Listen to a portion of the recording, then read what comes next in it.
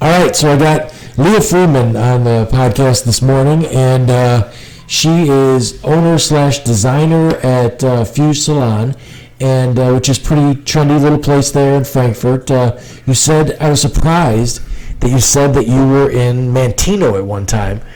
Was it a completely different dog in that show? Or what? It's definitely a different dog, yeah, right, for sure. Right. I mean, Frankfurt's a different just demographic in general. I mean, you're dealing with a lot more people, and sure, it's a lot more competition too. So there's pros and cons to both. But it's a much nicer little strip down there too, in the middle of Frankfurt. We had a good. They've done a good job here. A great job. Yeah, here. No, for sure. I think for us, like for starting business, it was good to run our mistakes here, things I learned. I don't mean that in a negative way, but it was my first time running a business. It was my first time owning a salon. Going into now our location now, we have the same amount of people, half the amount of square footage, so things I learned. It's kind of like when you build a house, it's right. like things I'll do next time, so I definitely put all those things there. Yeah. Right. Now I use the Sumo Brothers barbershop who's in town here to get my haircut, but then I cut my own hair, so and I'm probably 2 years away from just the razor the whole thing off and just be a bald guy, but I don't, but I like to keep it super short, so when I get out of the shower I pretty much shave my head and then just blend it a little in on the side, and I'm good for about 3 months before I gotta go back in for That's pretty impressive. it's I'm impressed. Well, for a dude in a wheelchair, I guess I get a get I mean, for anybody, I mean, cutting your own hair is hard. I can't even cut my own hair, so no. Well, I think you're doing something a little bit higher end than what I'm doing.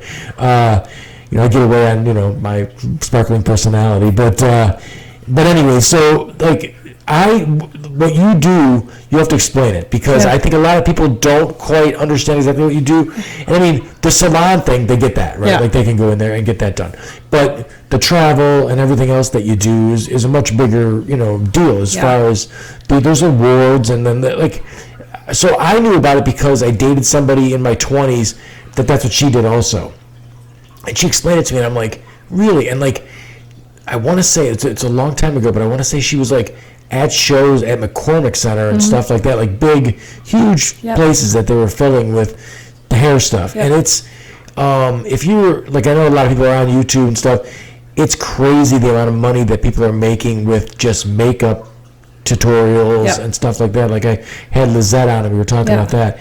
So the hair's got to be the same, right? So the hair and makeup industry in general is a $5 billion industry. Yeah. And there's a big mishap that people believe that hairdressers, went to beauty school because they couldn't go to college. And it's interesting because I meet a lot of hairdressers that make a lot more money than most people that went to college. Yeah, there's waitresses that make more than people that go to college. It's interesting. It's people don't ever give us credit and to the degree where I think it's deserving. Sure. On behalf of what I do, so I own a salon. I've owned a salon. This will be my 18th year owning a salon, but I'm also a director for a color company. Okay. So about 20 years ago, I was approached by L'Oreal to do some, just basically was going around educating for the brand, teaching people how to use the product.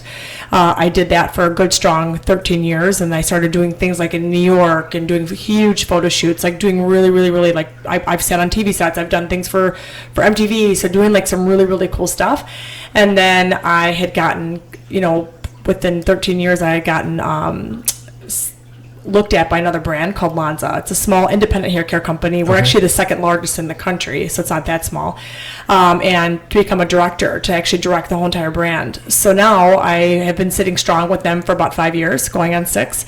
So when it comes to what I do, my travel's very extensive. I will conclude the year with 158,000 miles with American Airlines. Yeah. Wow. So, which if you think about it, living in the Midwest that's hard to do. Yeah, it's only 3,000 miles across the country, sort of deal. So it's hard. 158,000. 98 flights, $30,000 in airfare. So it's if you think about the amount of travel I do, it's extremely extensive. So and it'll never change. You do if you're in a business, you can do Skype or something like that to have your office meetings.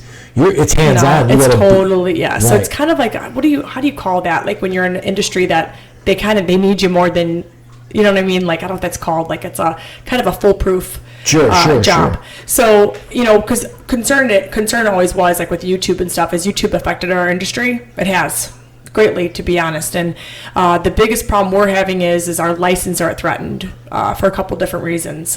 It's a very cash-driven business, so people don't want to pay taxes. Yeah. So the IRS looks at our industry as people are making $10,000 or $15,000 a year, but yet it costs $30,000 to send them to school. Yeah. Right, the percentage of people that get their license and actually keep it is like under 28%. Totally, so globally. there's a lot of turnover. Yeah, there's a huge turnover in our industry. So that's where now our license being threatened is a huge concern because... Now, why the turnover? Because it seems like a job that, like you get to have... Yeah. I'm sure you're conversational in your job, and it's probably an enjoyable place to be. I'm positive it's got its headaches, too. But, like, why would... I mean... I think it's like you mentioned, serving tables. I mean... I'm a horrible server. Horrible. And I know you can make a lot of money doing it, but I would not be a good server. I think it's like hairdressing. I think people think it's easy, and then they go to do it, and they're like, oh, that was hard. Like, right. It's like not everyone likes you. You have to have super, super thick skin. I mean, people will come at you if they don't like the way they look. So, and you're wholeheartedly held responsible for somebody's look for the next 30, 60, 90, 120 days. Days. Ugly to begin with. So. Yeah, so I can't help it. I can't help your face. I can only help your hair, but there are times where people don't like what you do, and they take it very personally. So I've lost hairdressers not to other industries. I've lost hairdressers to people are mean. And I don't have the thick skin to handle it. So I think turnover happens greatly there. I also think turnover happens just on the behalf that people think that they should be making $100,000 out of the gate. It's like they don't want to work the first, full hours, 5 days a week, 12-hour days. I mean, I know hairdressers are making $1 million a year, but it took them 20 years to do it. But It's like they're fully dedicated. They're working 12-hour days. So it's like anything else, just like in your job, it's in your industry. It's like the more you put in, the more you get back. Absolutely. No, the construction was insane that way. Like I had it's like construction seasonal. So like I mean, hair is not. I mean, kind of. Is it? Kind of. I mean, we have parts of the year that are very, very busy and parts of the year that are not so. Oh, like if you've got proms and weddings and all that and kind Christmas of stuff. And holidays, things like that. But, we moved all over hay when the sun shined. So, like, we were off a couple months in the winter all the time. But it was 84 hours a week at times in the summertime. And I was doing in the field work, and then I was out of there at 5:30, and then I was doing sales, because I'm showing up people's houses to do sales appointments. Yeah. Either I'm going to build your home, or I'm going to put a room addition on, or remodel your kitchen, whatever it is. And then those can take, oh my God, I've sat on just a kitchen remodel for 3 hours before, like just going over what we can do. Well, it makes complete sense. I mean, someone's investing $100,000 in their house. It's like it's going to take a while. They want to get to know you a little bit too. But I think it goes back to what you're saying. It's like, you probably did that at 7 o'clock at night because that's when they got home. Yep, so you just worked the whole entire day, and then so it's like getting our people to understand, just industry wide, no matter what industry you're in, like the more you put in, the more you get out. It's proven every single time. That's also tough on life too. Like there's a lot of people out there that I have 2 sons that are 18 years old, and it's like, hey, I keep explaining to them, you need to like do the things that you want to do. Go to Europe, buy the Corvette, whatever it is that you want to do that stuff before you find, like, feather the nest before you go get a woman to put in the nest with you and then make kids and everything else.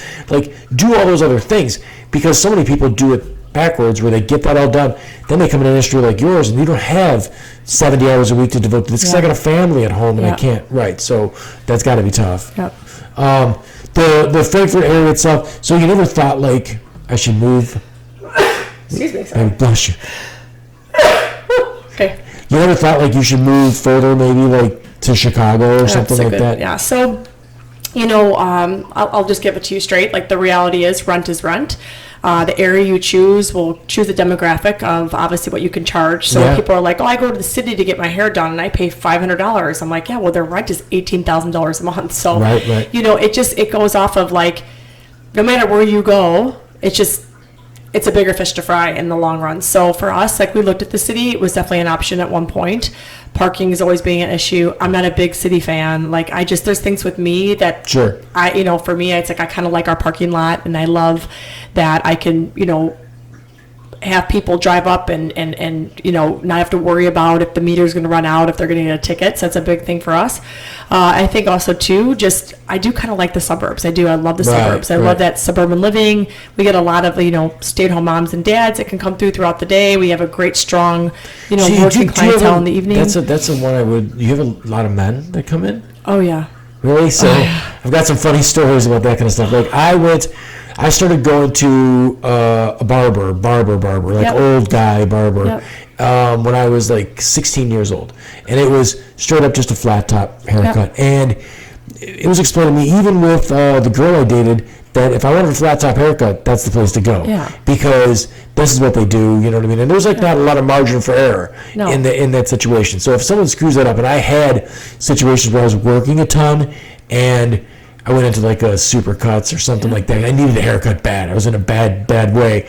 And like I went in there, and they hooked it up like well. Like the first woman that showed up with this enormous comb pick thing. She was going to put it on top of my head. It's a flat top comb. Yeah. Right. And I was like, you don't understand. Like, That's not what he uses. No. That's not what George uses. No, right. It's right. It's like bald on the top of my head, and it's, you know, and so they messed it up. I had to go back to him and get it done. But I had a buddy of mine who would go to like a little strip mall beauty salon place, and he's like, you got to go to my girl. And I'm like, all right. So I tried, and I went there and I watched him get his haircut. He had a terrible haircut to begin with, so I knew it wasn't going to work out. She had enormous breasts. She rubbed them on him the entire time he got his haircut, and he's like this, and I'm like, you're an idiot. You're a moron. You just spent 30 minutes in a chair with a woman rubbing her breasts on you, so you would tip her, and now you look like a chimpanzee for the rest of the month. No other woman's going to talk to you. Like that doesn't. So I took him to the barber, and he's like, I'm never going, because I'm going to miss her. And I'm like, you're an idiot. You're just a moron. So like we got a better haircut, but it was cheaper too as far as I went. Like back in the day, it was like $10 for a haircut at the barbershop. Now it's $25. Oh, easily. It's way up there. Well, now it's just something else too. You have to consider is with, you know, we're coming into an industry too where your sex no longer matters, right? So, so part of what is going into jurisdiction, and we're going to be seeing laws change, and they're changing in state to state currently, is that you can no longer charge a separate cost if it's a male, woman, or they. So it's all one cost. It's going to be one price completely because it's coming to be like that can't be an right. issue. It's got to take way more. So that's where I was going with that. That thing was like I wore my hair super short, so the barbershop was the right place. But I know if I wore my hair, well, in fact, when I was a senior in high school, I had a white mohawk, like Billy Idol white. I mean, it grew to be like 10 inches tall. Like it was, you know, and it was bleached. I said something to the barber. I'm like, hey, I'm cutting it into a mohawk, and he's like, well, that's really not. You know, he goes, I'll cut your mohawk, no problem. But he goes, I won't color it. None of that's going to go on here. So then I had to went to a salon, and they did all that. And then anytime, if I was ever going to be like a long-haired person, I would think for sure I got to go to a salon. Yeah, no, for sure. But I will tell you this, just from the stylist perspective, and I've been doing hair a long time, men's hair is a lot harder and a lot more work. Now, why is that? Just because like the taper lines are hard. So when you talk about doing a flat top, that's a gift. Like, yes, right. So we have a full-time barber that works at our location. She's a licensed barber, went to barbering school, and she's also a licensed cosmetologist. So she does both men and women's hair. And there is definitely a difference when you're going to a barber, like you've noticed yourself. Sure. Right? So it is a little bit harder. And I just think people think, oh, it's less hair, so it should cost less money. It's like, well, it's like children's haircuts. They're like, children's haircut should be half price. I'm like, have you ever cut a child before? Because it's really hard. Yeah. So it's like, it just goes through that. So I think what we're going to see industry-wide, probably what will end up happening is salons will go more towards the hourly wage. Because I hate to be like a racist, but I would think that cutting a black person's hair would be a different thing than cutting a white person's hair.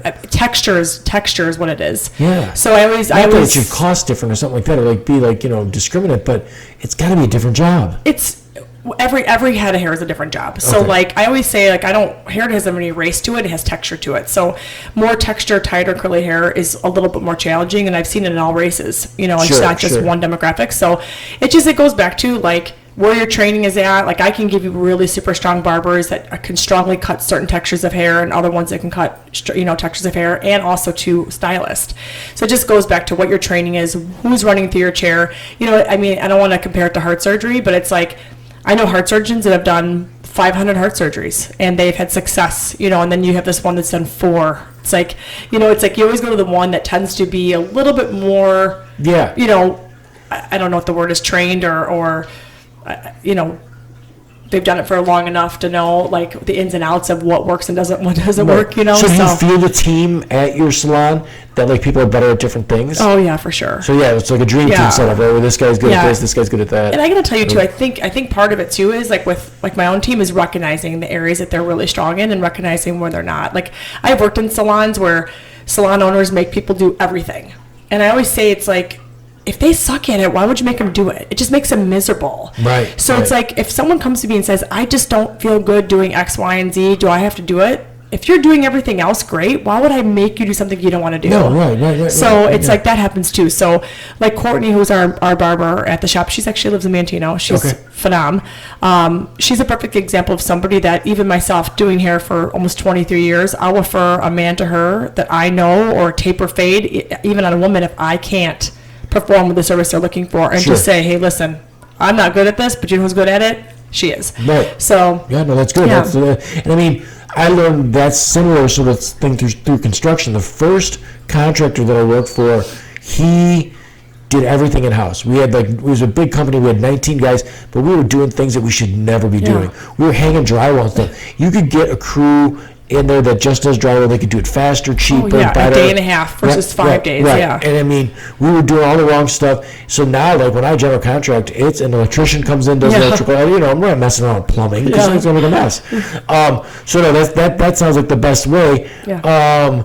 I had some like funny questions too. Like, so when you're doing that's the regular salon life. When you're doing your show type stuff and you're going places, is it a setup like what I was surprised about was like there's a whole culture there, and beyond me, I don't know that there's any movies ever made. Like there's a movie made about rodeo. There's a movie made about competitive fishing. There's a movie made about just about everything that can be a lifestyle. I've never seen a movie that like cooking. You know, you'll see chef movies and stuff like that. I've never seen a movie. I mean, you would know better than me. Yeah, there's a really great one. Is there? There's one by Chris Rock, and it was called. Gosh, it's pretty old though. Good Hair? It's Good Hair. Yeah, it's okay. Good Hair. Right. And they talk about the Browners, which is a Browner hair show, which is a completely different type of atmosphere that I run in. Browners is like it's a hair show they do in Atlanta. Okay. So like ABS, American Beauty Show, the one you were talking about in McCormick, every area has their demographics. So like show work that I do, I've done work for anywhere from 15 people to 20,000 people. I've spoken to audience of rooms of. So just depends on what the venue is. Sure. So, you know, currently right now, the company that I work for, we do anywhere from 6 to 10 trade shows a year. We have one very big one that we're doing in Nashville here coming up in February, which will have over 1,500 people, you know, present. Yeah. And I have the opportunity to work with. And the people who are there, they're students or they're... No, they're licensed hairdressers. Just hairdressers, just like...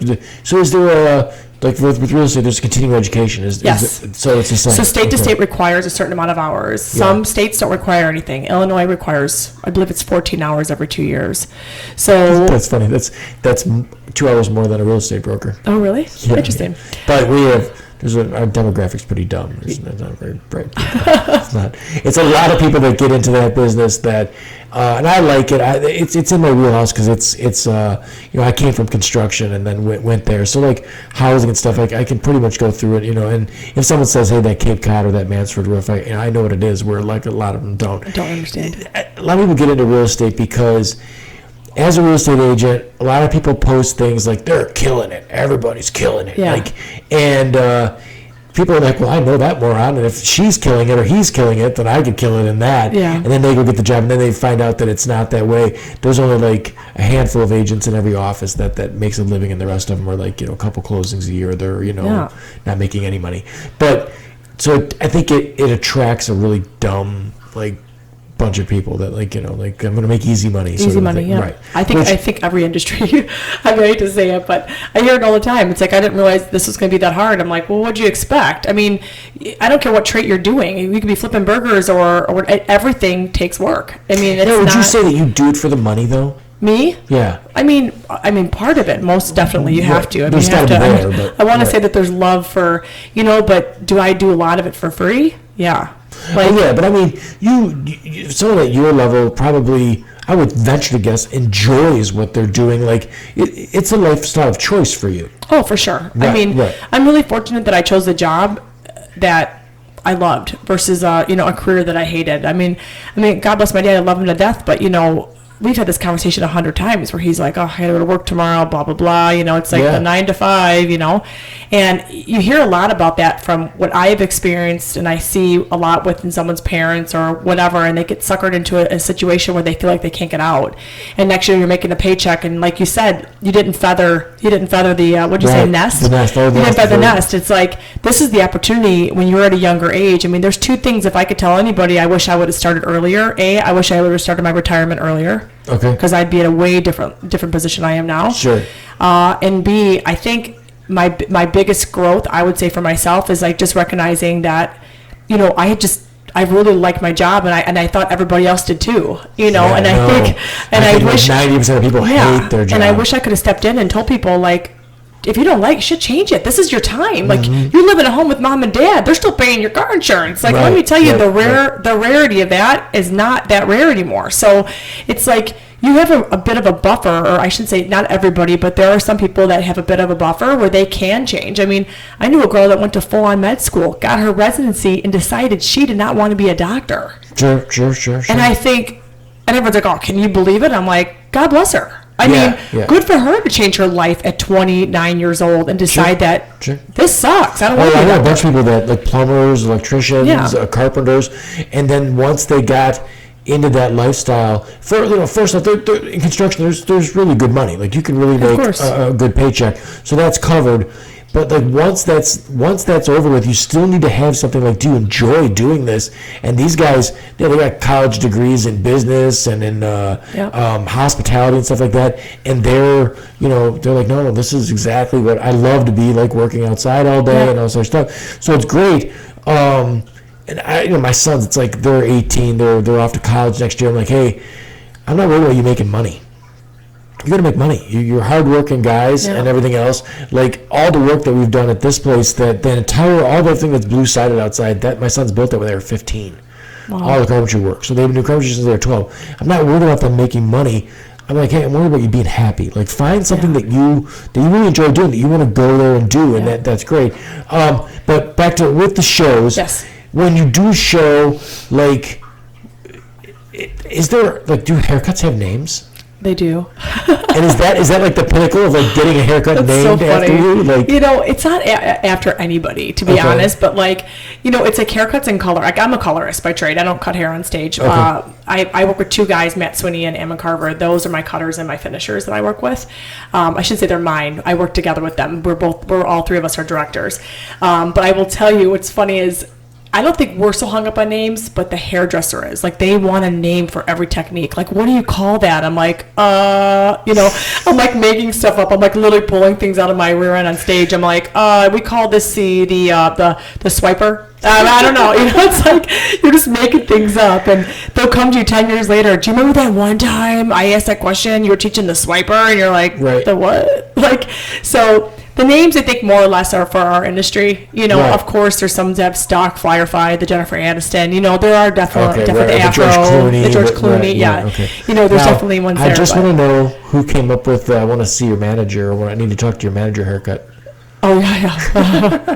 That's the, that and the, it seems like, I don't know, in your business, it seems like if you're going to go and get like a high-end somebody to do your hair and have it done, like, I don't know, functional, like, my hair is totally functional. Like, I wake up and it looks pretty much the same as it does. So, like, I don't go anywhere really good for that. But, like, when I get to see these women, then there's a certain age demographic where it's like, all right, just cut it short, and I'm going to, like, I don't know, it's going to be, like, super, like, the mom. Polyester pants and Velcro shoes. Yeah, right. Yeah, no, I get it. I don't understand. I'm 49. I don't understand either. You're a hot lady under that. What happened? Now, the only other movie that I knew about, which was a complete joke, was the Zohan one. Yeah, Zohan, yeah. Where he's like, going to make everything silky smooth and whatnot. But, but in the good hair one, I kind of avoided that one because I thought it was purely like a racial statement. Oh, it's awesome. No. No, okay. I thought it was like... No, it's phenomenal. I mean, it is definitely about the African-American industry, about the belief of having to have straight hair. Yes. And, but it's actually, the movie itself is, to me, it's groundbreaking. I mean, there's a couple, Barbershop is out there, there's a couple, but like to your point, there's not really anything really based on the hairdresser. Because, I mean, I don't know if it's just a kind of a hidden thing that people don't want to showcase. I mean, I've always said, like, I would love to write a book called Confessions from Behind the Chair. Yeah, if you heard the things that people told me, I mean, it is unbelievable. People will go to the depth of their soul and tell you things like about who they're sleeping with and does their husband know or his wife know, and then here comes in, it's like, and you're all part of it. Out in the open. Oh my gosh, it is crazy. I don't know what it is, but when you touch people, they become vocal. So, and it's true. I mean, it's proven. When you're touching somebody, they're more likely to purchase something from you if you keep your arm's distance. It's a proven fact. So people tend to be comfortable. Wow. And the thing is, we're one of 2 industries that can touch people legally.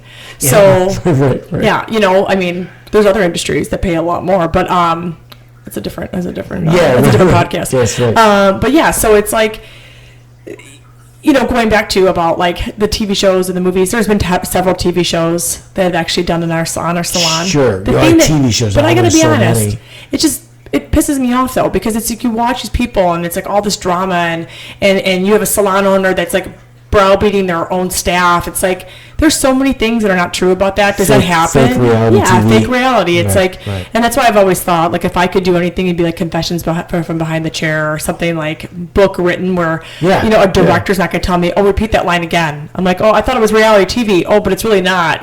So sure. Now, okay, so I used to do like really serious fishermen, as far as like on the lake for 10 hours at a time. I'm guessing with all the fishing things in your house, yes, I thought that. Right. So, but you'd be amazed at what people. I used to go to a fly-in in Canada with 8 people, and I only knew like 2 or 3 of them, and then the rest of the guys were all guys that worked at Xerox. Mm-hmm. And every day we spent a day we switched partners. So you're in a boat with a guy. Oh my gosh! I was like, I just met him this morning. Yeah. And I know like way too more much. Than I want. Yes, about his life. It's that close demographic. Like, I mean, the guys tell me about his like gay children and stuff like that. I'm like, oh my gosh, like, wow, like you really like, because you've got 8 or 10 hours in a boat with a guy, it's just the 2 of you. So it's it's a lot of talking. And then that leads me to the book. Like, there's a book from a guy that's a professional muskie fisherman. It's called Muskie Suck, and it's like, there's a lot of muskie books out there about how to muskie fish and blah blah, but this one's so much better because it's just tales of like terrible things that went wrong. Right, and during the muskie fishing and stuff like that. So I'm sure that would be. There's got to be some. You're using so many chemicals and everything else. When you were cutting your teeth, there had to be some times you're like, oh, that did not work out. I mean, my God, I cut the top of a kid's ear off when I first started. Yeah. There's some tragic things that can happen to you, definitely in the hair industry. I mean, I've cut people's necklaces. I've cut earrings off. I mean, I've done some pretty bad things. I'm definitely more conscious of it now. Right. I mean, and I'm not saying, knock on wood, I've never made a mistake, but, going back to, I just to kind of conclude, I was saying earlier about the whole television show thing. I think part of where I stand, and I'm sure you did too as a business owner, as we talked a little bit in your kitchen earlier. Sure. But I think what drives me crazy about the reality TV show industry is there's nothing real about it. And then people... Oh, I can't watch it. It's fake acting. And then, it's like so terrible. And then people judge an industry based on what they saw on television. And I think that's the part that's just so frustrating to me. And, it's like I said, I would never browbeat my staff. Like, for example, you said, do you have a haircut called... I need to speak to your manager, haircut, So, I mean, as a business owner, I can tell you this, like, if anybody calls my location and they are upset at all about their hair and they say anything that's disgraceful, discriminating, gross, swear at me, whatever, talk about my staff in a bad nature, as a salon owner, and I've been a salon owner for 23 years, I always put my staff first. My staff comes first and the customer comes second. And I think that's the one thing about our industry that people don't recognize. It's like everyone's like, oh, customer first. I'm like, at what point? You've got to keep talent there. These are freaking human beings. Right. And I think there's a point of like, they expect something that we can't give them. Like you said, like, I can't give you a new face. What I can give you is the best I can give you. Sure. And my staff goes to work every single day, just like you did every single day, giving the best you can do. And it's like, sometimes people just can't accept that as the best. Right. So it's like that whole thing. And I think that's where like reality TV makes me so angry, because I'm like, who holds a staff when you talk to people like that? I would never talk to my staff like that ever. Right. Well, that's the cooking one where the guy like berates pretty much everybody in the kitchen. What's his name? I don't know. Hell's Kitchen. Flavin or whatever his name. Yeah, Hell's whatever Kitchen. I'll think of his name. I can't even. I don't even like. I don't even bother with that. Gordon Ramsay. Gordon Ramsay. Yeah. We build fish tanks, and we try to do like interesting things with them and stuff like that. And my sons get like they want to watch that Tanked show. Yeah, Tanked. Yeah. And I can't get through. I love the show for what they're showing. I wish they would. And it probably wouldn't get the. I think it would because the fish tank stuff is interesting anyway. But they have to do all these like I know, I skinny left my stuff. keys and like skinny stuff. Stop putting a plot to this. I don't it doesn't need a that. plot. That's what I loved about Dirty Jobs. Dirty Jobs is such a cool show. Or you ever see how it's made? People want to know how baseballs are made. Like the Raleigh one about baseballs is so interesting. How it's made did a great thing on it, and there was nothing behind it that was like, wait, hold on a second. My wife's cheating on me. Yes. No, none of that. Like, my finger is sewn into the ball. Like it never. It's like. That's what I love about Dirty Jobs too. Right. And there are industries like yours that there's interesting stuff that goes on that people don't know about. I mean, we do carpentry work that's been going on for centuries, but the general public doesn't know how to do what I do. So like when we go we have 2 decks signed up for spring. One of them's $26,000, the other one's $29,000. They're really expensive big decks. Now, I don't care who you got like that doesn't know what they're doing. They could not do what we're doing with this. It's going to be like two-toned and like all framed out. It's going to be like a completely like it's almost art what we're doing. So like to talk about it, and that's why I do a podcast because I like to hear in-depth things about what you're doing. And I mean, like you're not just like people think about someone cutting hair and if they haven't been in the seat with you, like you've got a bigger toolbox than probably I do as far as like your different razors you're using to like you cut. I saw ones where they're burning people's hair. Okay, that's reality TV. That's no one does that. That's not. Oh, that's so no one does that. There we go. Nobody does that. Don't ever do it. Don't go to someone who does it. That's a horrible idea. Hair is so flammable. It's ridiculous. If you're burning people's hair, oh my gosh. Okay, all right. So I would have thought that was a real thing. As using far as axes, it's like that's a perfect example of like nonsense. Making the industry look so stupid. It's so beauty school dropout. It's so grease. I mean, I can just see people like it's just so no. Okay, good. See, that's stuff I learned something today because I really thought there are a lot of tools though, but no. Yeah, well, I mean, I just see the barbershop that I'm in. The guy's got a million different things as far as what he's doing. I've definitely gone to a barber where I had a bad experience. I was like, wow, this is not, you didn't do a good job at all. And like, I'm not, like, so you've got to have some turnover like that too, where you hire somebody and then they turn out to be not very good. So the way it works in our location, just because we are a higher end salon, everybody goes through an associate program and they have to test out to go on our floor. Now, where do they go for that? So they assist one of our leading stylists in the location, and because I have a very, very solid staff right now, to be honest, like probably the best staff I've ever had. Awesome. Ever. And they're all so willing to give. They're all so willing to teach. So we have assistants that roll through the location quite often, and they pretty much will either pass or fail during that. Like you can tell someone's work ethic, as you know, about 48 hours in. So 24 to 48 hours. I always say the interview is always the best part of them. I'll tell you what, I had to be disciplined when I was a contractor to be mean sometimes. Like I actually pulled a guy aside. I'm like, all right, Aaron, what did you do before you did this job? He's like, well, I worked at Sears selling tractors. I go, can you get that job back? Because this is just not for you. And I've given you like 4 days to try this, and it's not really working. You can't, like, you're constantly like not working. Like you don't even care to look busy in front of me. Yeah. And like you have to look busy in front of me. You understand? Like I like what I do. I enjoy building stuff. I enjoy the finished product. The nice thing about even what you do and what I was doing was every day I could turn around and be like, okay, that all got done. So that looks good, and like there's an accomplishment right there physically. This guy, but when it came down to it, it's a business. I make money on every single employee, and if I don't make money on you, you can't be here. No one makes money. Then that's the whole thing. And to your point though, I think there are sometimes I think people think that employees don't think owners should make money, and I just think it's funny. You go home at night and you get to go to sleep. When I go home at night, I have 1,000 things I'm thinking about. Sure. I mean, I can't tell you. I mean, I'll be to be transparent with you, when we opened our location for the first 13 years, my parents put $1.3 million back into our salon to keep our doors open.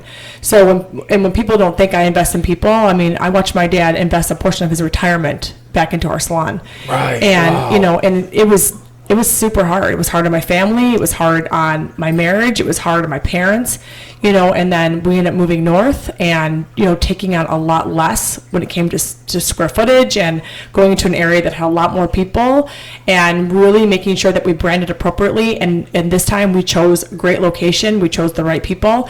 And we decided this time around it was no longer going to be a charitable cause. Like we couldn't do it. So my dad funded the second location. That's how we met Lizette. Okay. And then Lizette was on one of your podcasts before with makeup artists. Yeah. I was just making sure everyone knows who's here. Please go check it out. Please check out Lizette because she is freaking the sickest makeup artist on the planet. And her and I had worked together for years in L'Oreal, and she wanted a spa, and we wanted a salon, so she took the spa portion, and we took the salon portion in our double-decker location. Yeah, it does hurt that Lizette's super cool too. Like, she's a cool person. No, she's badass. She's funny as hell too. Right. And she's super talented. But outside of that, we ended up, within 6 months in, I changed the company I was working for. We ended up reducing on our inventory by like 70%. We had an insane amount of inventory. We worked off our new inventory for about a year, which is doing a conversion process, to make a long story short. Within 3 months, we were in the black for the first time ever. Nice. Within 1 year, we were paying like insane debt off for the first time ever. We're now 5 years in, and we're one of the biggest smallest businesses in Frankfurt now. And I just think I think people thought like I was handed like, oh, look at you travel all around the world. And I'm like, yeah. And my parents are still paying my bills. Like it was horrible to think that my mom and my dad and I sat there and my husband, and we could not get a run of this. So it took us 13 years of making a lot of mistakes to get where we are now. And I just think people sometimes think that we're always successful. We weren't. Sure. It was painful. So no, I'm sure that's any business is tough, and then there's a certain amount of luck involved. Like you got to fall in with the right folks and stuff like that. There's a lot of stuff. Right. Yeah. That area down there is super super nice. I love Fat Rosie's, which is right next door to you there. So that's really good. So then the other thing with your business that is. Like, if a parent is out there, like, trying to, I think parents get too hung up on, gotta go to college, which, not necessarily, there's a lot of jobs you go to college for, they're going to be automated out or AI'd out of existence. Yeah. That job that you're doing is never going to be AI'd or, like, there's never going to be a robot doing your job. Let's be honest, we have gamers. You have gamers that are in 7th and 8th grade that are making millions of dollars. And you have YouTubers that are, look at Ryan's World. Here's a kid that's, 7 years old. He's worth $22 million, and he's playing with toys on YouTube. Yes, right. So he's doing all the reviews. Yeah, the whole thing is, I think it goes back to Gary Vaynerchuk. If you're not a follower of his, he's amazing. Here's a guy that, didn't go to college and started out as a influencer on Instagram and is probably one of the largest followings in the world. And his whole thing is like, get the whole idea that you have to go to college to be successful. Can you go to college? Wait, is that like an inspirational speaker guy that talks? He's like business. A little Russian-looking dude? Square-headed kind of little... He's got a pretty filthy mouth. He's amazing. Right, but, to his point, though, he's like, go to college if you can, but if you don't have to, don't. Like, Absolutely. Not everybody, like, to your point. So what do people say to me? I'm going to give you the ultimate, my favorite conversation in the salon. I'll be sitting there blow drying someone's hair, and the client or guest will look at me and say, can you believe my daughter Jennifer wants to go to beauty school? I told her absolutely not. She's going to college. And she is like disgusted, and I'm thinking, bitch, you're talking to a hairdresser. What are you doing? Yes, right. And you just laugh it off, and you think, send her to college, because every single girl that's ever worked in my location or guy that has been sent to college first always goes to beauty school second. If they want to go to school and do hair, they will go in school to do hair. Whether they're doing it at 20 years old or at 45 years old, they will eventually go and do it. Sure. Every single one. Right. So I've had a similar thing where I was the idiot saying the dumb thing, but I like disclaimed it with, so my sons have wrestled since kindergarten. They're very good wrestlers. And there's a certain demographic of people that put their kid into wrestling because they want their kid to be a cage fighter. And I'm like, I asked these people, because I've been punched in the face repetitively. Have you been punched in the face? No, this is interesting. And is it a purpose? These are the parents, and the guy's like, no. And I'm like, hurts. It hurts real bad. Like, it's not fun. And I go, it's not a thing that, like, I don't want my kids, if I do all of this and my kids are 23 years old and they're in a cage fighting, I failed. I screwed this up. Now, I disclaimed that because I was talking to a guy who was a cage fighter at the time and a very good wrestler also, and I said, but it's like this: if my sons go get their degree and they're ready to be, because they both want to be engineers, they're ready to be an engineer, but they look at me and they say, hey, Dad, I'm 24 years old. I'd like to try this cage fighting thing for a couple of years, but I've got my degree. I'm going to go do that afterwards. I'll help them train then. That's fine, because you're only going to do this for a short period of time. Yeah. So, like, it's kind of backwards from yours. Yours, it's the position that they end up taking after they fail. Right, the other thing. So, the cage fighting thing, there's no 40-year-old cage fighters out there. So but, I mean, to your point, though, too, it's like you're seeing that in football, too. Oh, the CTE stuff. It's like, it's like you have all these, parents, which I respect gratefully. If you could get your kid in the NFL, I mean, God bless. I mean, that's amazing. Forget about it. It's not going to happen. Unless your kid's going to be 7 feet tall. But there's kids that do it, Sure. But it's like there's a huge risk when you do that. It's a huge risk. Is the payoff huge? I mean, their contracts, $35 million a year contracts. I mean, and I also think, too, it's like, but there's a risk with that, and I think the CTE risk is huge. Yeah, it's huge. There's Hall of Famers who kill themselves after the NFL, which is like, oh my God, you were one of the best. Junior Seau was one of the best linebackers to ever play the sport. Lived in Hawaii, so you're wealthy. You live in paradise. Yeah. Still killed yourself. Yeah. Like, so, the rough stuff. I follow politics pretty heavily, and there's a politician out there, Andrew Yang, that's running for the Democratic nomination, and his whole platform is things are going to be automated out of existence. Like 5 million trucking jobs are going to be, robots driving trucks. So where are all these people going to work and everything else? And your industry, I mean, it's also got to be. When I started doing contracting, I was really concerned about the economy, because if the economy goes really well, we're in a housing boom. You're doing great if you're a home builder. I diversified all the time to make sure that I was doing roofing and I was doing siding and stuff like that, remodeling jobs, because I didn't want to be like, when the housing bubble bursts, I have no work now. So I'm used to living this grand lifestyle, and it's gone. How is it the economy can't change what you do that much, right? Well, I mean, there's washing bins now that can self-wash your customer's hair. So, yes, things can change. I mean, obviously, okay. But here's the thing. I saw this interview one time with Annie Leibovitz. She's like a famous photographer. And she made it really, like, what she said to me was so groundbreaking. She's like, I can remember when they started talking about film going to digital. And she's like, here, all these photographers were racing all over to buy all this film, and they were freezing it because they were never going to get away from film, and digital was never going to happen. Right. And she's like, the reality was, I sat there and thought, I either can roll with the punches, or I can, or I can try to stay historic. Sure. And it's like, I think even in our industry, it's like, and me and Lizette talk about it all the time, and even the girls at the salon, it's like, whether it's Jenna or Courtney or Brianna, whoever it is, like, we're always discussing what can we do next, so we're in the forefront. So, like, instead of sitting back and just doing the same thing over and over again, which, as we know, is the definition of insanity, yes, right, and also the definition of sometimes poor. So our job is to make sure that we're always on the up and coming. We're always looking for what's next. You know what? And some stuff is gimmicky, yes, but some stuff, it's like, I would have never thought that would have lasted this long. Yeah, so, like right now, I mean, not to get off subject, but hair extensions are huge right now, right? So we could sit back as a location and not participate in hair extensions. Yeah, and that's been for a while, right? Yeah, but they're like epically large right now. And it's like, having our staff go out and learn these was imperative, and it was probably the best move we've made in a long time. Am I a big person for hair extensions? I mean, I think they're beautiful. I love them myself, like doing them myself. I don't enjoy doing them. I send them to everybody in the location.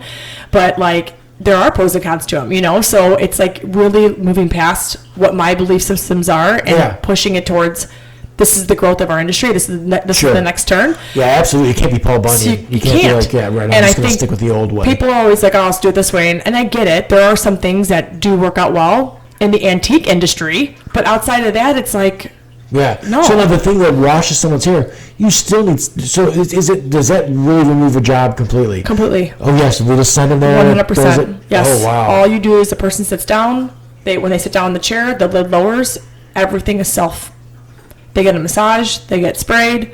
They get everything. You can do one shampoo, two shampoos. You can do a treatment in there. It has heat. Because that was a job, right? Like was someone that just washed your hair. Washed his hair. And people are like, oh, the bowls are $15,000. I'm like, well, yeah, an hourly employee. Yep. The rate we're going with hourly employees. So that's why political stuff comes in. $14 to $15 an hour. I mean, that's where you start to eliminate jobs. It's just like talking to our financial advisor. Amazon has warehouses that don't have heat, air conditioning. Right. They're completely dark. I bet in an Amazon warehouse, the shelves run all over they run by robots. Everyone's like, oh, this is so amazing. I'm like, but is it really? So it's like, we don't have automated shampoo bowls. We still have a shampoo staff, which we love gratefully. And we'll continue to have them as long as we can afford them. So, but. Yeah, but as an investment, I'll tell you what, if I loved my employees. I mean, I really did. I had a great time. And we made it like, Saturday night, we would send one of the guys to the liquor store, right? Go get a case of beer. We're not going to get shit-faced drunk, but the five of us are going to have 3 or 4 beers apiece. And we're going to team build. Yep, and we'll just hang out and do what we do. But if someone told me business-wise, here's a magic wand, you can wave it, and you'll have no more employees, you'll make the exact same amount of money, oh my God, I would be waving that damn thing all over the place. Day long. Yeah, because employees, even though I loved them, they're a pain in the ass. They call in sick. They break shit.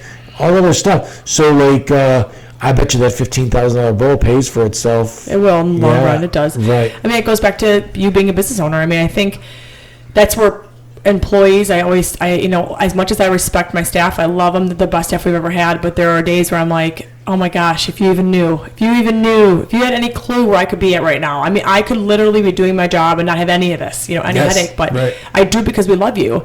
And part of it, like us moving to Frankfurt, and I'll just be completely honest, when my dad came to me about closing Fuse in Manteno and moving up to Frankfurt, part of our conversation with my mom and my dad sitting there was, we have 18 dedicated employees.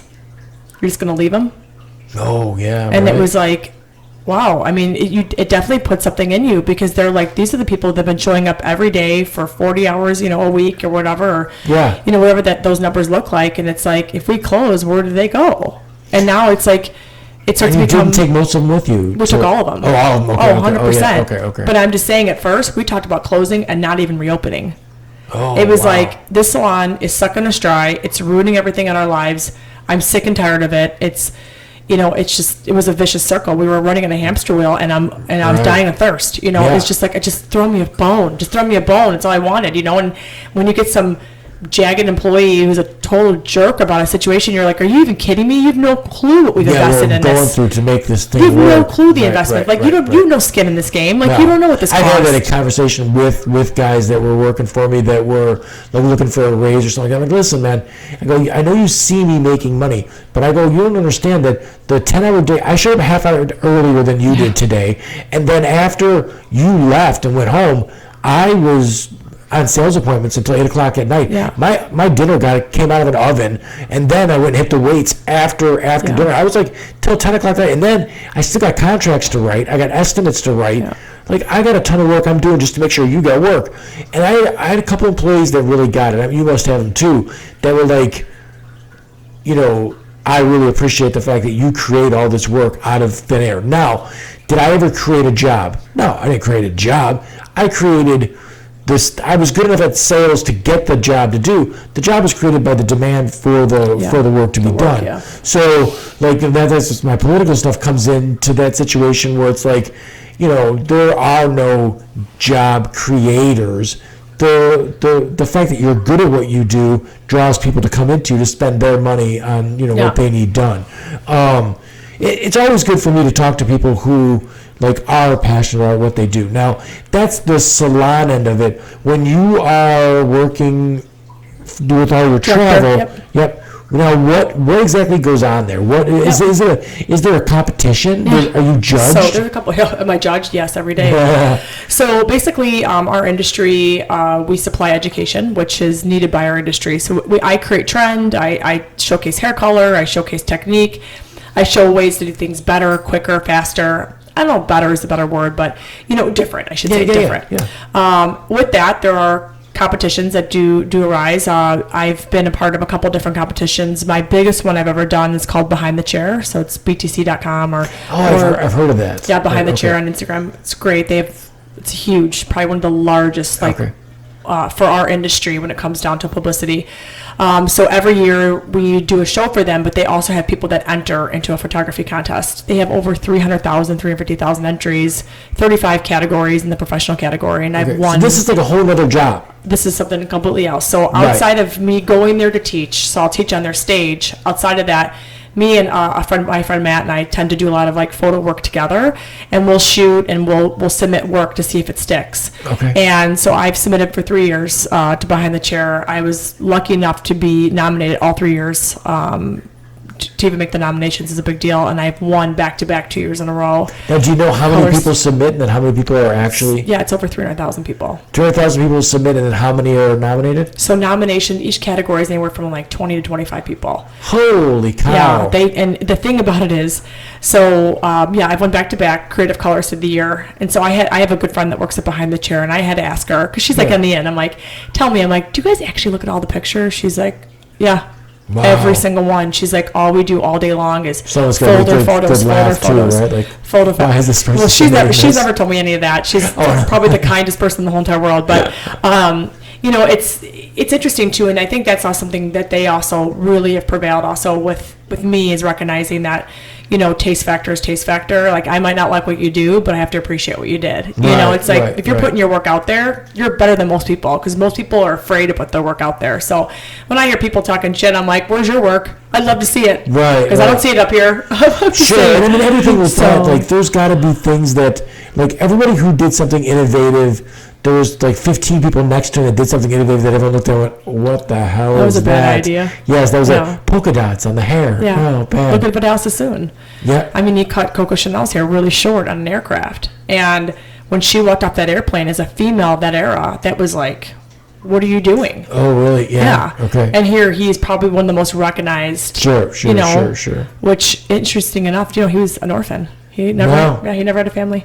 Wow. Yeah. Wow. Yeah. So, that's always my gauge of success too. It's not where you're at. It's where you came from to get to where you're at. Now. Right. Where you're at now. But, okay. So there's those kind of competitions. And then, obviously there's a panel of judges that judge what, So in that circumstance, it's all notarized hairdressers, ones that have been published probably a million times, that all have really, really big names, tend to do the categories that I enter in because they're more professional shot pictures. Right. Other ones, they use companies, pulling companies that are sponsorships to the events, have several hairdressers that work under them as educators too. They tend to do a lot of judging also, is pretty common. There's a couple of other, Naha's a big one. They've been making a comeback now for quite a bit. Theirs are all based on big directors, global brand ambassadors, things like that, famous hairdressers that do a huge celebrity clientele, tend to be super involved in those shows too. So, but yeah, part of the competitions sometimes are on their own, a lot of times they're separate, but shows in general, the shows that we do, it's basically going into like a trade room that has a big point of sale. Artists will walk on stage. Like I said, your audience can be anywhere from 20 to 20,000 people depending on the venue you stand in. And it's funny, people will say, do you get nervous when you walk out and see 20,000 people? First of all, you can't see them. Yeah. Which helps. Okay. But I always tell people that are afraid to speak on a microphone, or speak in front of an audience, I'm like, it's just a conversation. Yeah, right. That's all it is. It's just you're going to talk the same way. You're not going to speak any louder. You're not going to be more animated. You're just having a conversation. Yeah. That's all you are. I'm sure that's got to be hard for people, though. It's got to be a difficult thing because, there's people that get interviewed on the news and they're like, I don't know what to do with my hands. Right.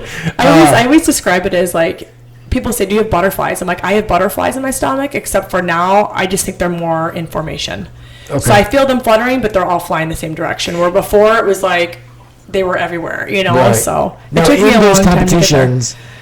Are there, does talent always win out, or is there like money is there politics and money that plays? I want to put you on the spot. Right. If you don't, if that's enough. So it's both. Depending on the competition, it's definitely both. I mean, I've seen politics take over greatly. I mean, if you have someone who's sponsoring hugely and you're seeing their name everywhere, there's probably a good chance they're going to take an award home or at least get nominated. Right. I feel like lately, though, people have been calling people out on that, and it's now with social media, you can publicly blast just about anybody. So I think the companies are more conscious of it. So we're starting to see more of a profound area where you're seeing people that should win. Yeah. That's what I love about Behind the Chair, because behind the chair, they take hairdressers. They're not people that win had 10 followers before they started. It's like right. they're just really freaking good. Because Instagram, right? You could with that, like if somebody wins that and they have 10 followers, they immediately have 25,000 followers or something crazy. It could definitely kickstart a career. But yeah, I think to your point though, yes, it works both ways, obviously. Yeah. But again, I mean, I think every industry has politics in it in so many different categories. Sure, but that seems like that seems like a movie right there. That seems like the person that has undeniable, because what you're doing, it's an art. No matter how anyone puts it off, like the goofy lady in the chair saying my daughter wants to. That's dumb. Like you're going to express, like just when you do what you do with your makeup and everything else, and the look you have. You're like art. I mean, you've got quite the tattoo on your shoulder. Like all that is an expression of an art. So there's got to be a situation especially for a movie, like they'll Hollywoodize anything, but where true talent can just bust past like all of the money and funding and politics of everything, because there's all kinds of artists. I mean, we go to some art shows like in the Village in Chicago and stuff like that, and you'll see art that's it looks like a person. So then you'll see art that's like, wow, like this is amazing looking stuff. You don't know who the person is. Most artists don't get famous till they're dead. Yeah. So like it's got to be an interesting thing, and for a movie, the underdog thing is always a huge play. Yeah. You know what I mean? So it's true.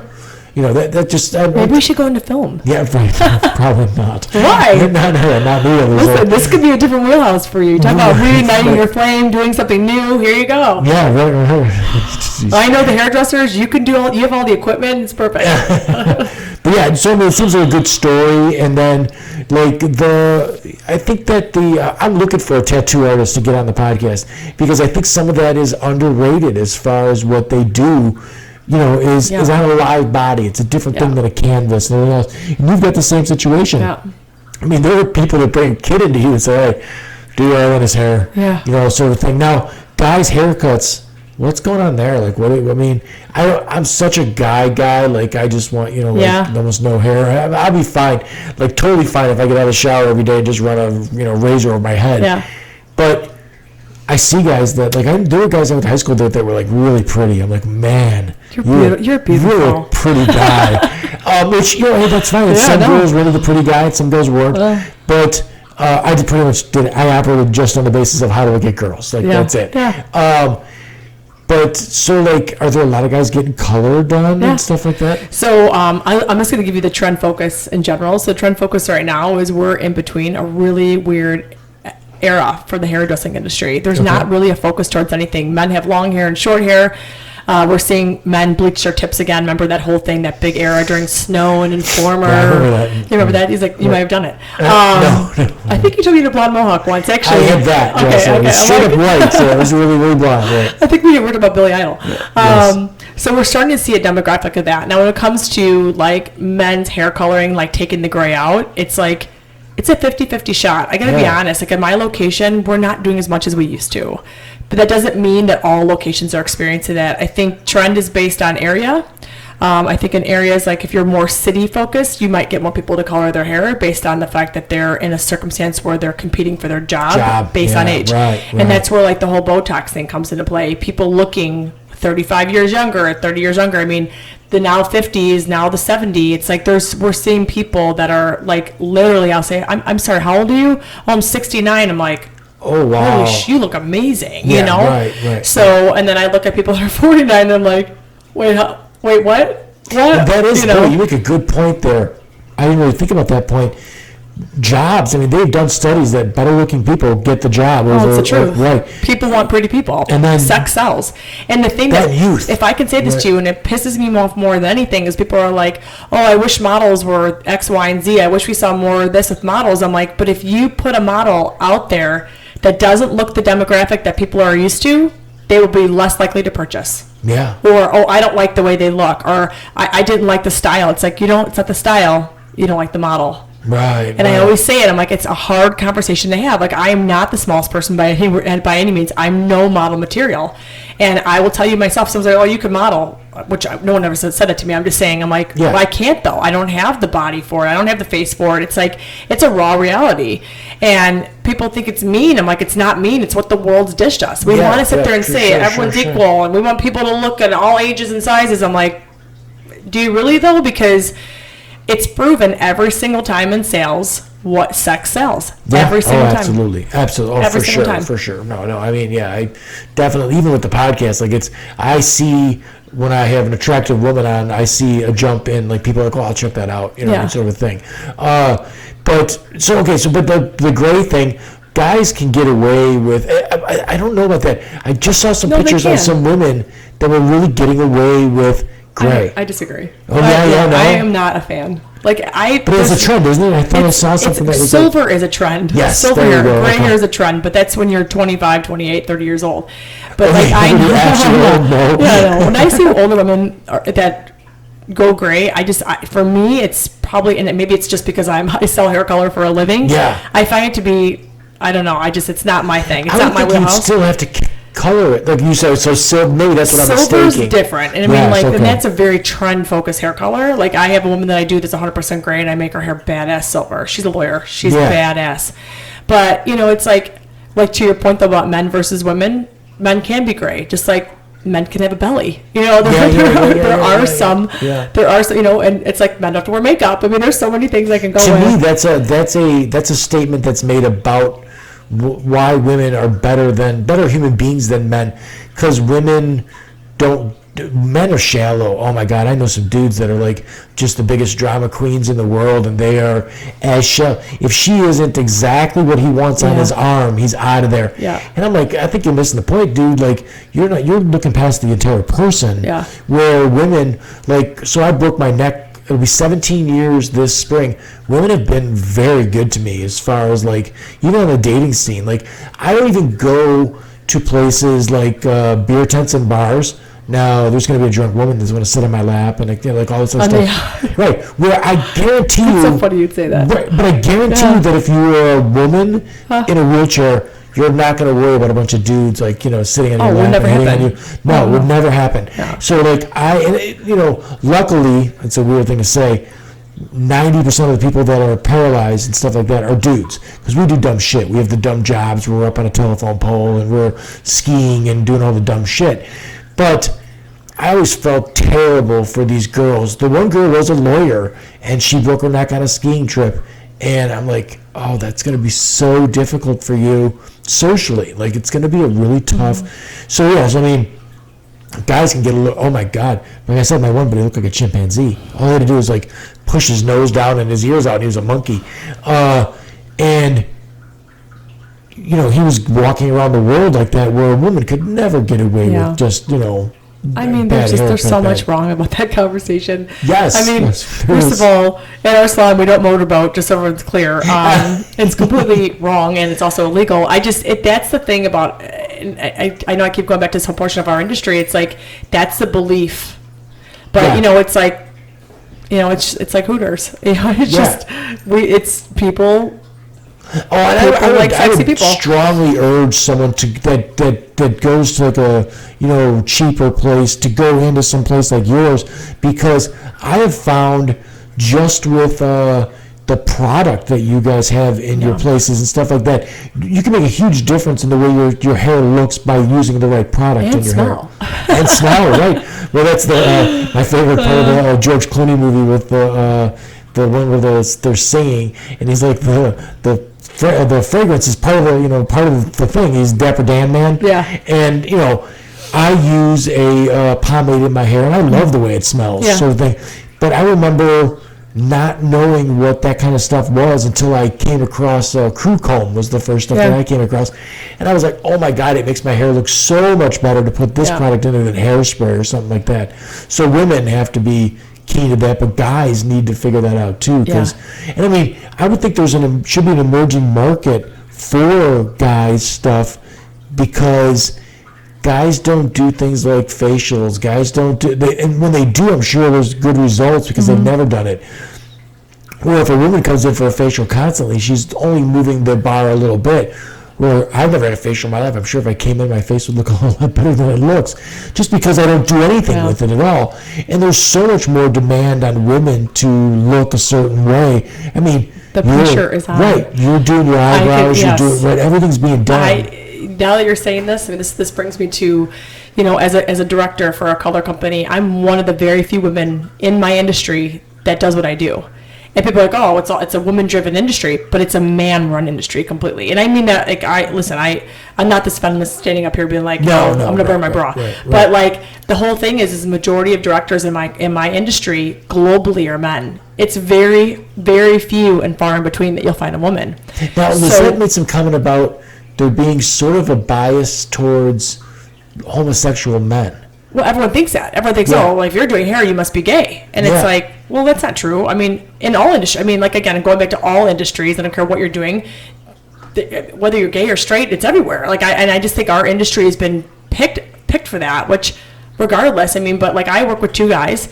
One is very much straight, very much married, has kids, the whole 9 yards, whatever, to a woman. Yeah. And I have another one where I work with another man. He's very much gay, getting married, whatever, the whole thing, and having a family.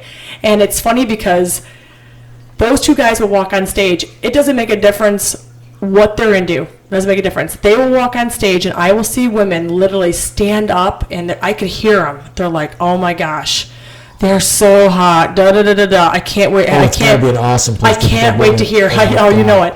I can't wait to hear what they have to say, and then I'll walk out, and it's like, what is she going to tell us?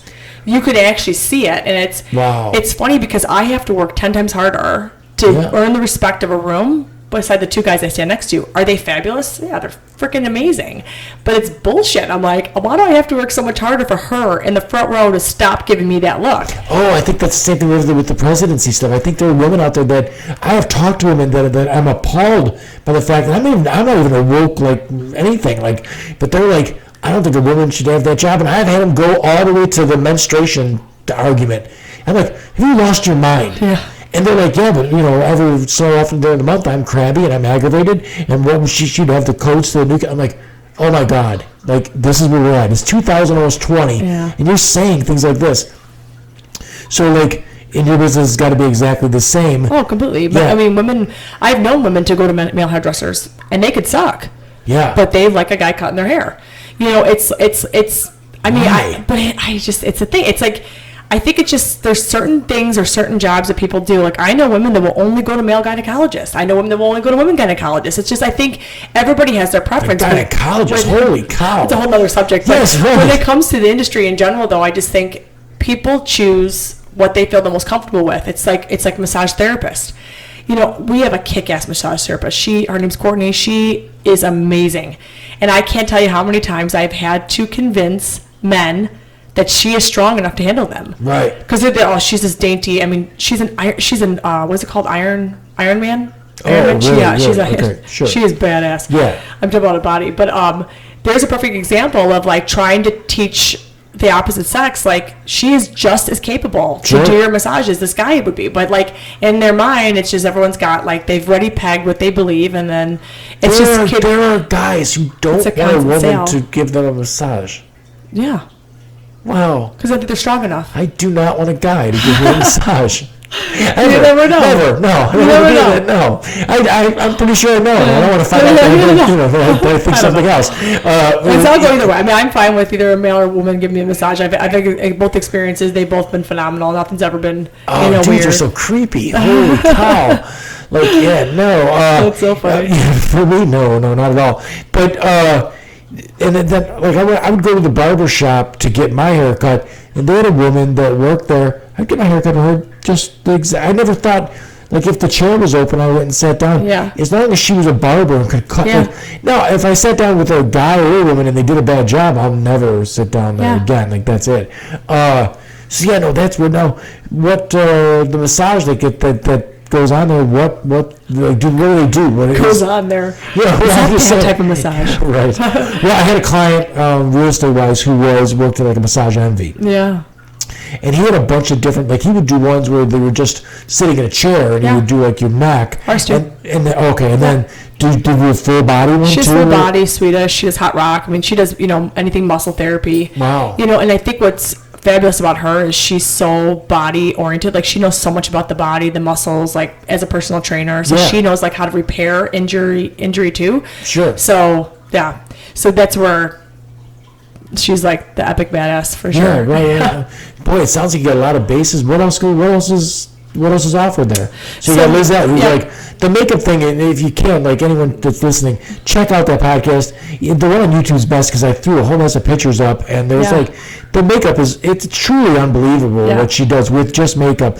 And she goes into the podcast talking about there's a bunch of mask making outfits, and she's not that. Like she's doing everything. I mean, there's so much. Makeup. I mean, what people don't realize just in the film industry in general is film has gone so digital. Like you literally don't even need to sit in a makeup chair anymore. Right. It's all 100% digital, and she's up against that all the time. Yes. Not only that is she up against that, but the other thing too, and just like our salon downstairs, is we're up against professional photography, which is all bullshit. Yes. I mean, it's I can Photoshop anybody. I can make you look a third of the size. I can make your cheeks look stronger. I can I can put makeup on your face without even physically touching it. So I've straight up seen models that I'm like, you are not attractive, but the photos are awesome. Well, that's an interesting. That's another. If I can camp onto that in a second, I'll go to that next. But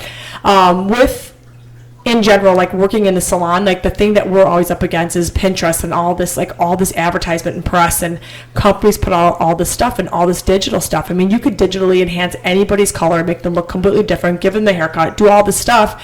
I mean, my gosh, you can buy glasses online and never even walk into an optical center and know what they're going to look like before they make it home. Right. So there's so much out there now that as a brand or as hairdressers we're up against, and makeup artists, and I think that's what makes like her career a little bit unique, just like ours downstairs, is we're literally changing people that look like the photo. Like she will not, and she is so strong about this, she will not Photoshop anything. No, she talked about that. Yeah, she will not. Nothing gets filtered. Nothing crazy. So like even when she shoots with me for professional shots, I mean, the reality is everything is slightly touched, and she makes sure the makeup is so spot on that she does not want the photographer to work with anything. Like she wants them to. Now, in the real estate market, photos make a huge difference, right? Like, so I get all of my photos are professionally done. Yeah. I spend hundreds of dollars to get them. Now, the only drawback is it's similar to what goes on there is. I have people that show up to a showing and they're like let down because it doesn't look anywhere near as good in person as it does in photo. Yeah. I have so in your job, it has to look good in person. I've been through a lot of houses. I can agree with you on that. Right. But like to your point about the model shooting, so when we choose models, there are models that can walk runways and that can do, let's just say, actorial portrayal work, where when they're in person, they look like the person. Yeah. And then there are certain models that just take really good pictures. Yes. So you could look at a model and be like, this is not your comp card. And then you'll see her shoot and you're like, holy shit, she can shoot. So what people look like on film versus on photograph, or which is pretty much the same thing, but I mean film, like rolling film versus a digital photograph. Some people just take great photos. It's interesting because whenever we choose models for campaigns, that's why comp cards are so important. So we need to see, because I could see them in person and be like, oh my God, that she's beautiful. She's perfect. And then you see a picture of her and you're like, she can't shoot worth of nothing. Like she can't, she's horrible on photographs. So, and I don't mean that negatively. It's just, some people just don't take good pictures. Yes, I've explained to my sons, don't ever tell a girl you photograph very well. That means you don't look good. Make sure we meet in person. Yes, right. Well, that's the horrible thing. Like, I love that running joke on social media with all the filters. I have seen people in person that I'm like, and this is just a Instagram filter that they're using, and they look nothing like that. Oh, I know. Like, it's like, I mean, I know the bunny ears aren't real, but holy cow. Yeah, the lips and... You look like a meth addict when you showed up, and it was like not any of that going on. Like, everything was ironed out in it. In the real estate industry, I think it's better to build a business as a woman there than it is as a guy. I would agree. I have a lot of clients that are like, well, I know what you're doing, Bo, because you've been at it for a long time, but I was going to hire this hot chick. Yeah. Because he was going to hit on her the entire time. I'm like, oh my God, are you kidding me, you idiot? Like, see, it's just preference for every industry. I think every industry has a little bit of a, we're all bad at it too. I think all of us will choose to go to something we're a little bit more comfortable with based on the gender. I think it does happen. I mean, every industry is different. Yeah, but I could see your perspective. I mean, our real estate agent was amazing. He was a male, and I loved him. He was my husband's friend. But if it was me, I'd probably, just because I think from a woman's perspective, I would feel like she would know my taste more. Does that make sense? Yeah. Even though I know a lot of men that have amazing taste. Like, I look at your house, I'm like, this is badass, and you designed it. You designed it. I'm lucky I don't have a woman reeling me in, or I wouldn't be able to do what I it's a cabin. It's a cabin. It's always like, but you know what I'm saying? It's like, I think sometimes we just feel like, we relate to that person because they're the same gender as we are. Sure. Is it true? Sure. Probably not, but it's like judging a book by its cover. It's like the number one thing you were taught is when you were 6 or 7, like, never judge a book by its cover, but we do. Yeah, and there's no teams with somebody comes in and says, does anyone ever come in and be like, all right, I've let myself go, make me over? Yeah, of course. Really? That's the thing that... I would say, to be honest, I would say, at least with my experience doing hair, I don't know if it's just my confidence level in speaking, because I think confidence is key when you work behind the chair. 95% of my customers will not tell me what they want. I'll tell them what they want. Oh, really? Yeah. So in the construction business, I worked for a place out of LaGrange, and we had designers that did everything. And I was amazed that all of these people that had no input at all in their kitchen remodel, like, they were pretty much told what they were going to do. And then they were obviously they okayed it, but like, these people picked everything. So that actually goes on. I would not have thought that. I would never have gone into anywhere to get a haircut and be like, what do you think? You would never do that. No. Now me saying that to you would never do that. Maybe with you. See? Yeah, maybe if I came in. Confidence I don't have enough hair to work it anyway, but if I came in, I was like, all right, go ahead, tell me what you think. Yeah. Because I'm sure now thinking about it, boy, with face shape and like just, you could probably do a way better job of deciding what to do with my look. I think in the trades, like in the trade that you're in the line of sales. And it's like, people don't realize that. I'm like, I get you're a hairdresser. You're a salesperson. You're selling. Absolutely. You're a billboard walking around all day you're after selling you're done. all day long. So if you think you're not a good salesperson and you're doing really well, I'm like, no, it's because you're a good salesperson. Like, I'm great at sales. I could sell anybody anything. I could sell ice. So somebody comes in and goes, all right, I want this. I want you to go ahead and go. I'll tell them no. You go flat out, like, the color and everything. Anything. You pick it. Yeah. Like, the whole... Like, I'll tell them and I'll run it past them, but 99.9% of the time, if I have someone give me a picture, I will tell them, this is probably a horrific idea. If I didn't tell you the truth, I would be lying to you. No, that's great. That's true. So that's really I think, cool. and it just goes to show, I mean, you could convince anybody of anything. I mean, I think that's the reason why sometimes we see people that are, probably don't look at their best based on, the decision that they let their hairdresser allow them to do. Yeah. And I think it's part of our job and it's part of our earnings to say, I don't agree with that. And if someone's strong-willed enough where they're like, I just really want this, I have to be strong-willed enough to either say no or accept the consequence. I learned that very beginning of my career. I had a girl convince me to make her blonde. She shouldn't have been blonde. I did it anyway. She looked like absolute shit. And then she was mad at me for it. And I'm like, but you asked for it. Yeah, right. And here I put and I said from that day forward, I would never, ever, ever let anybody tell me if I felt strongly enough about it, you were welcome to go to somebody else. Yeah. Now, is there anything that, like, do you ever collaborate? So, like, the lady comes in and says, okay, then what do I do cut? What do I do color? So, with collaborations, if I'm working with somebody else, that tends to happen within my director's position. So, when I work at Lanza with Matt or Ammon or whoever, other artist, Sarah, whoever it is, artist I might be working with, we'll do a collaboration that way where they'll work on the design aspect of it and then I'll work on the color aspect of it.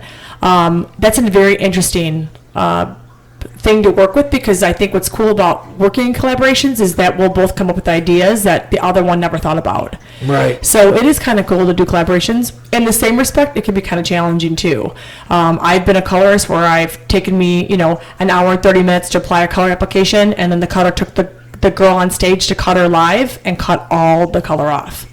So making sure communication is key through that whole entire collaboration. What is the end result? What are we looking at? How short's the hair going to be? Is it going to be photographed? What side is it going to be photographed on?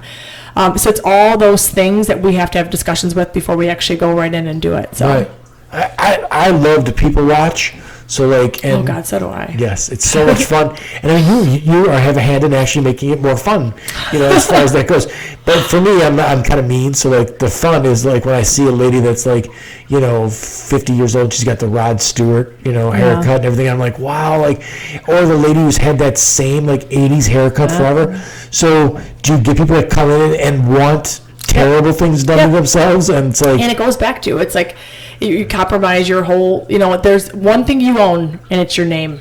All you own is it's like, I tell people all the time, it's like, your brand is everything. And it's like, the minute you piss away your brand, it's like, or someone does it for you, it's like, you can't recoup that. That's why I don't believe in naming your salon after yourself. Oh, right. I'm a big person on that, because if anything ever happened, or you were involved in, it could be anything. It could be a Me Too. It could be a lawsuit. It could be whatever it is. It's like all of a sudden, it's like that follows you for the rest of your life. Yeah. And I mean that the most respectful way I can say it, and I hope it would never happen to anybody. But I've seen salon owners sell their salons with their names attached to it, and it's like, and they put their freaking name in the toilet. Right. So it goes the same way when it comes to branding what you're doing behind the chair. But I do believe too, when you put out a certain amount of work, that work will begin to follow you. Like I do, I have girls at my salon, all they do is balayage. The reason why, they're badass at it. They do one person, and then all their friends want it too. So people tend to look like each other. Like I bet a lot of your guy friends or whatever, they probably all look the same. It's like, it's interesting. You start to like all have the same haircut, or you dress the same. Or annoying. Like when they're like the whole like 21 Jump Street Johnny Depp thing with like the hair, the certain, and then everybody had, or the George Clooney and every guy. Is that like, oh God, why don't you? But just remember too, we have so much in and out though. I mean, we service 700 people a month, so it's like we have so much in and out. So yeah, we might get the same repetitive people over and over again, like gray retouches over and over again. But the people that sit in the chair will make that point of difference for you too. To be honest, I know it sounds so cliche to be like every single person is different, but they are. Yeah. It's like, I've done a lot of great hair on a lot of great people, and I've done a lot of great hair on people I can't fucking stand. To put it nicely. So I can do the same exact retouch, same exact highlight placement on X, Y, and Z, same on the other person, enjoy every minute of the left, and I hate everything to the right. And it's no longer about what I'm physically doing, it's about the people sitting there. Yeah. So you've got probably a good, I mean, being in Frankfurt there, I mean, I heard some horror stories from the girl I dated about like stinky people and like hygiene that was a problem. And I mean, there's a certain hygiene thing that you're going through with your equipment, right? Like, I mean, things are kept clean, because there's some gross stuff that can go on. So hygiene happens from the minute they walk in the door. So, for example, there are salons that will not wash your hair. We will not do that. Oh, yeah, right. Yeah, like, I'm sorry, but let's just get that washed. Like I've had people sit in my chair and they're like, oh, you don't mind, I just got back from the gym. I'm like, would you mind if I just got back from the gym? I mean, right. I mean, it's gross, but it happens, so, but majority of the time I have to say, overall, I've been doing this a really long time. I probably had a handful of times where someone came in and I was like, a little offset by him. Right. I had one time where I had a girl loaded with lice. Oh my God. Loaded with lice. Actually, 2 times. And she came in. Yeah. She didn't clue. She was a kid. So a lot of times it happens because they're in that age area where your parents don't shower with you anymore, type of thing, or watch you shower. Yeah. So it was devastating to the mom. I had another time as an adult. I was doing a huge show in Mexico, and I had an artist start a balayage for me, and I'm like, if you could just start up the back and start highlighting her.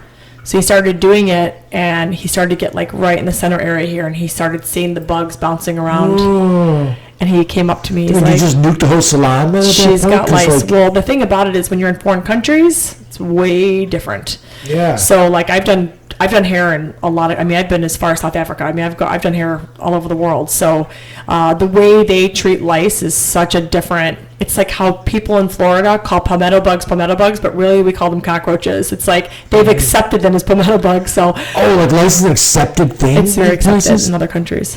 Whoa. Yeah. Would have never it's not an thought uncommon that. thing. So, I mean, people eat bugs in other countries. So it's Well, like, coming from the wrestling world, like, it's always surprising to me that it's like, why do I have to explain to you that as soon as you go home, you need to shower? Yeah. And then the kid shows up because he got ringworm, or like wrestling for me is like the very best sport on the planet. I think that everybody that exists should have. So even for a female, it's a great way of self-defense. Like you can get out of a situation if someone grabbed a hold of you. Part of that sport is I'm getting away from you, sort of a thing. So like I don't know anyone. I mean, we have kids that are autistic and everything else. But there is a grossness. Then we do a really good job of cleaning the mats and everything else. But there's mat herpes. There's I believe it. Yeah, there's all kinds of disgusting, and then like staph and stuff like that. We deal with all that. It's bad. So like in your business, like I remember always seeing like in the barbershop they had the dipping everything in some kind of alcohol to like, get rid of whatever gross. But so I don't want to go down that rabbit hole. But were there any trends you've been at this for a while that you absolutely like? Personally, we're like, this is so terrible. Yes. This is the worst. Like, a lot. Like they're super popular, and you're like, oh, I hate this. This is so bad. I mean, I think I came into hairdressing right in the late '90s, so we had the whole hair bangers era. Yeah, at the end of the grunge, very like salt watery hair, and that was back before there was a lot of topical sprays to make the hair look a little more textured. So we were always trying to pull and try to make, or people make their own grunge, which is what you're just talking about. Again, we went through a perming era. I just think perming is just so, I hate it. I get it. I just hate doing it, that kind of stuff. We had an era where we were doing rainbow hair. Everything was rainbow hair. And I mean, I can appreciate it. It's just there's a lot of work that goes into it. There's a lot of work extracting it. We have, clients will call that we've got color on our pillows. My shower's ruined. It's like all these things of this, this trend that just rapidly went through our industry really, really hard. And it's just, again, adapting your look and feel to it. But, it's one of those things. It's like, where we're at, we see a lot of trend walk through our location. It's not as colorful as some other locations might be, but we do still see a significant amount of like the unicorn hair, but it's nowhere where it was. I hated that thing where they did for a little bit. There was like a two-tone thing going on where everything was super blonde and then super dark on top. Yeah, the ombre. Like, the ombre. The ombre. or if you did it at home, they call it the hombre. But so like there's a lot of that. It's like, the jet black, like really super starky color hair, which can look really badass, but when that trend is gone, so is your hair. Yeah. So there's all that stuff now. I will tell you, the focus we're seeing now in our industry is health. Nice. So making sure that you're using product that's healthy for you, product that's against animal testing is a very big one, I'm sure you can know. But most importantly is the visual look of health. So hair that used to be fried and tampered and frayed, like we saw back very strongly in the 80s, went into a grungy feel towards the 90s, which was lacking anything. And then we had Sarah Jessica Parker take a big run with the darker root, lighter end, and then now we're seeing this demographic of, a lot of highlighting, a lot of blonding, but most importantly, a lot of healthy hair. So, now how about the planet? Like I have a guy that's in the fashion industry that lives in New York now, coming in, and he's going to talk about like the fact that it takes like some ungodly 50 gallons of water to make like a sweater, right? Yeah. So like your industry, there's a lot of chemicals. So we have a ton of chemicals. So if I can give anybody any advice when it comes to chemicals in general, depending on what you're working with, so make sure it's MSDS approved before you throw something in the garbage. But you're always in a better place. We have learned in our industry that not to put excessive amount of color down your drain. So if you have any additional in your bowl, just scrape it out into the garbage can. We now work with a company called Green Circle, which is a recycling program that's built just for our industry. They take all the foils, tubes, caps, all that stuff. They thoroughly take care of all that stuff for us. That's part of it. So you're starting to see salons camp on $1 or $2 towards the Green Circle because that pays for it, because Green Circle is obviously not free. But I bet you there's got to be businesses around your business that make way more money from stuff like that. Like like there's a $1 billion business in cleaning up that situation. Cleaning up. I mean, I think there's a $1 billion business cleaning up us in general, unfortunately. But so there are areas there that you can start to work towards that. I always tell people too, like back bar wise, like when people have small bottles of shampoo on their back bar, liters are always better because they use less plastic in the long run. Yeah, good. You know, we as a company, the company I work for, we use a 90-gram tube versus a 60-gram tube. People don't think anything of that. They're like, oh, it's just additional 90 grams, but it takes almost the same amount of aluminum and plastic to make a 60-gram tube as it does the 90 tube. So it's like you lessen up inventory. So just making smart choices when you're, you know, pulling through what you're purchasing, what you're doing, you know, but most importantly is when you're cleaning up, you know. So like I said, green circle is a really great area. Again, even in my own household, if I mix up something that I know shouldn't go down the drain, everything that goes down the drain eventually will go back through you again. So if we can keep it out of our water, we're going to be in a better place. So you're really conscious about it. Scrape, scrape out, like, stuff like that. Now, what should, like, if somebody, I have some listeners, I have listeners in Germany too, like I have family in Germany that download the podcast, and then like if I can look at the analytics on YouTube and then even on the on Apple and stuff, where it's like I got some in Atlanta and like other places that I know people. I don't know how some of them got it. Like some people I don't know in Texas, but I've got some people in Texas that are listening. If you were a person that was like, all right, you know, I need to do a better job of finding a place to get my hair colored and cut and stuff, what should they avoid? What would be the pitfalls of like, don't go to these kind of places? First of all, avoid Yelp. I think I think Yelp is a place for people's bad opinions. Avoid reviews in general. I think reviews should be illegal. I actually met a girl that they fake the shit out of them. I had a girl that met her husband tried doing a patent on, if you're going to review me, I can review you. Oh, so like Uber. So when you get into an Uber, I don't know if you realize this, but Uber reviews you. Oh, the driver does. Yeah, the driver does. Nice. So when you get in an Uber and you choose to be an asshole or you choose to be drunk, you throw up in their car, they can run a review on you and they can delete your stars, like down greatly. And then what happens is if you're not getting picked up, my suggestion is look at your star rating. Yeah, right. You know, because you're being a jerk is what happens. So there should be some kind of algorithm or mathematical thing that reflects on your review back. Well, yeah, there should be, like, I should have a choice as a business to be able to review this customer too. Sure. So, like, people go in and they'll blast a company. I'm like, there are people that work behind there. Like, we're all human beings. We're not robots here. And this is what the thing people need to recognize when it comes to reviews. Opinions, everyone's got one. Like, whether it's good, bad, or indifferent, it's an opinion. So the person's a dick. They usually have a bad opinion. Yeah, and there are some people that's all they do is just troll on Yelp. Sure. So what I've learned is I never take anybody's opinion. Let me have my own.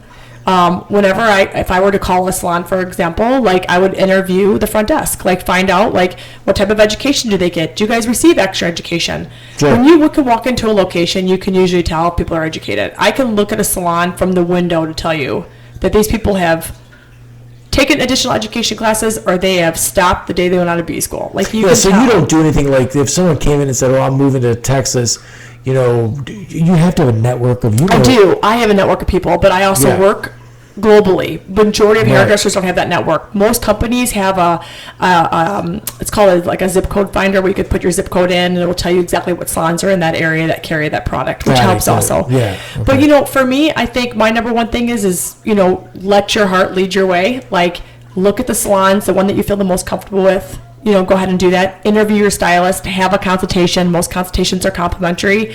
You will know the minute you sit down, just like an interview, if it's going to work or not work. It's right. We're good at dating. We're really good at dating. If I sit down with somebody back when I was single, I would know within the first 10 minutes if this is going to work or not work. I carried the relationship on for 6 months. Right.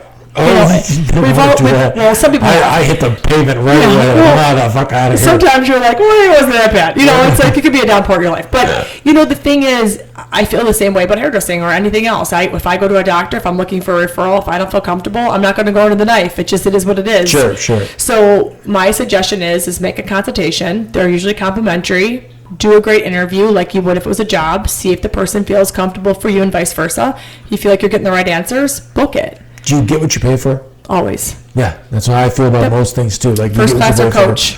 Right. The minute you fly first class, coach really sucks. Sure. And I tell people all the time, it's like, oh, I can't believe you'd spend extra on X, Y, and Z. I'm like, yep. Yeah, the stuff that we build, it's the same thing. The fish tank. This is a $10,000 project, and if someone says they can do it for $5,000, you're not going to get. You should do the one for $5,000 then. Right. If someone says it to me, I'm like, you know what you should do? You should go to that person. Yeah, right. Give that a shot. See how it works out. Great. You'll be here later because it's not going to work out. It's like fine plastic surgery on Groupon. It's a great idea. You should go that direction. Right. Yeah.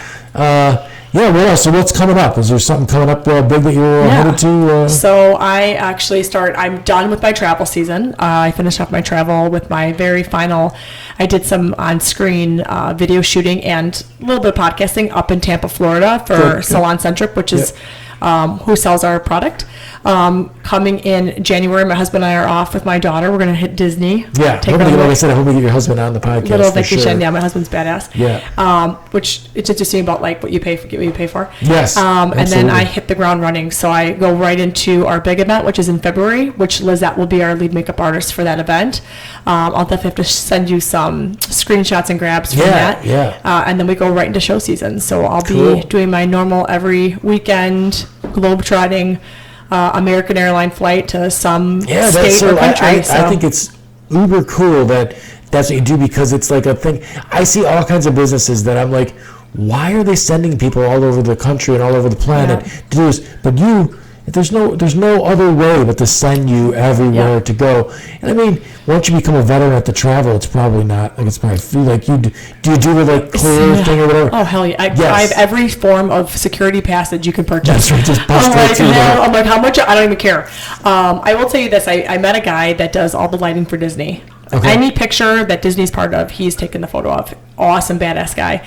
He's been traveling his whole entire life, and I got asked the question about like, it's so cool, right? You get to travel, go all these cool places. And I'm like, it's interesting because the minute you land, you see the inside of an Uber and then a hotel, and you're lucky if you can actually experience the area. Yeah, right. So really, he said it perfectly. He's like, it's a location, not a vacation.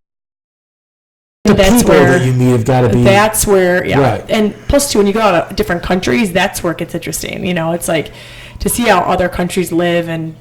Oh my gosh! I know. I love my favorite people. This is sarcasm, but the ones who hate all of their countries have never been to any of them. Any other ones? Like, dude, really? You've never been like? I've only been, Canada and Mexico and stuff like that. But like, when I went, I'm like, I want so badly to be immersed in whatever they're doing there. Yeah. I mean, Canada's America Junior, so it's not much of a difference. You just got to say things a little funny and what a boot this and but like Mexico thing, I had a chance to go all inclusive or not. I'm like, I am not. Why would I want to get cheeseburgers at the resort when I could like get out and get whatever I want, from wherever I want. But Europe's got to be, completely, and then South America again. South America's amazing. I mean, I can appreciate every country I've ever been to for sure, and it's interesting because like there are countries I've been to too where, when people bitch about the freedoms they have here, it's like you have no clue. Yeah, it's like if you even knew what goes on in other countries. I mean, I'm not saying all, but there's a lot that, third world is even. It doesn't even register until you actually physically are immersed in it and you see it and you see what happens and it's all they know. And I was so surprised when I went to Mexico the couple times I went that like there are people living in dirt floored mud huts and stuff like that in the year 2000. And then you drive past a resort that's probably a $400 million resort that's complete. It's like that has unlimited food, unlimited service, and it's like. It's people are chasing chickens around their yard and stuff like that. Yeah, it's really wild. It's crazy. Right. So it's super interesting. I'm so glad you came out. I would talk to you for a while. You gotta be busting out here in about 10 minutes. Yeah. Thanks again. This is a part of this podcast where I ask, I'm looking for subscribers all the time. Of course. So the little red subscribe button, there's nothing to it. There's no, I'm not going to send you anything like that. It just lets me know that podcasts like this one, which I'm sure, so many people, I always pick up, it depends on, how the person is. Like I pick up a lot of those person's friends as far as that goes. Of course. Like Lizette, I think I picked up a good 20, 25 subscribers off of that. But it lets me know that podcasts like that are interesting. And podcasts like that are, they want to see more of that. So I do that. If I get one that, I get nothing from it, then I, kind of veer another way. I like to have interesting conversations with people. Hope that everything goes well with the Salon Fuse.